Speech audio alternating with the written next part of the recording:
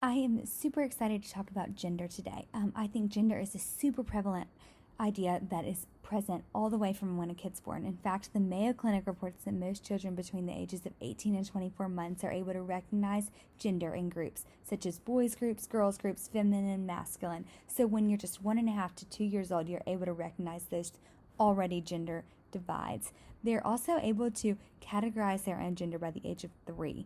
Which is really interesting because now we know that gender is such a fluid idea and we know how important this is. This is really interesting because a Gallup poll recently found that 0.6% of the U.S.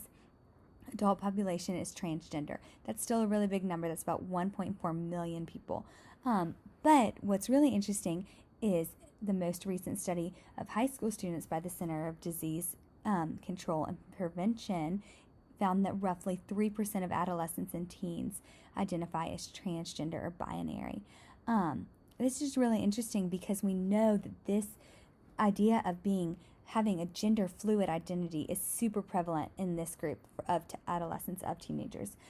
If you're even looking aside from these transgender ways of defining your gender, if you're looking in that other group, this more conventional gender type, you might say of boys and girls, the differences in just those are super big.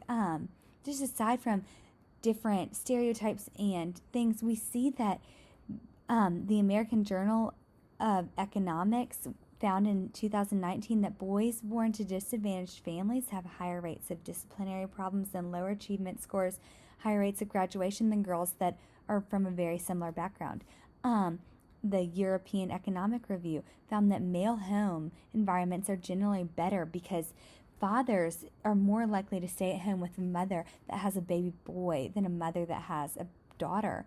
And that just improves the family baseline of having a present father, more economic income, and all these other things.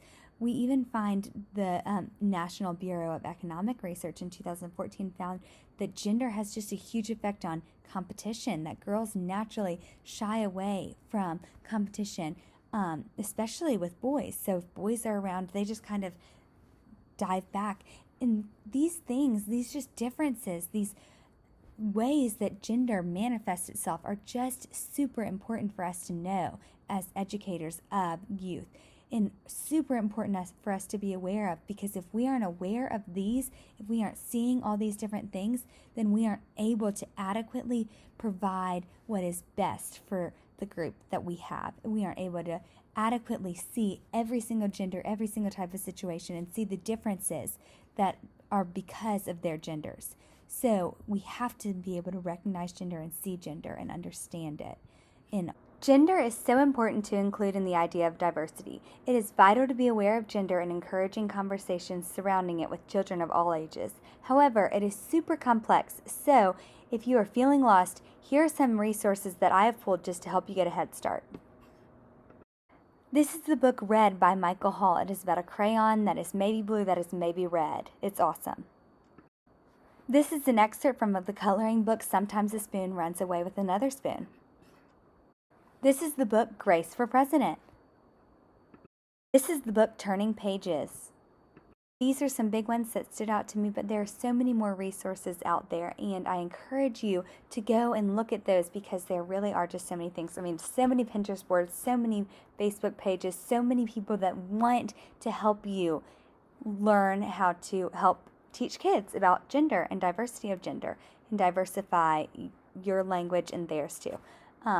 Thank you so much for listening, and I hope that you learned something about how important gender is and how to implement diversifying the aspect of gender in the group that you're in.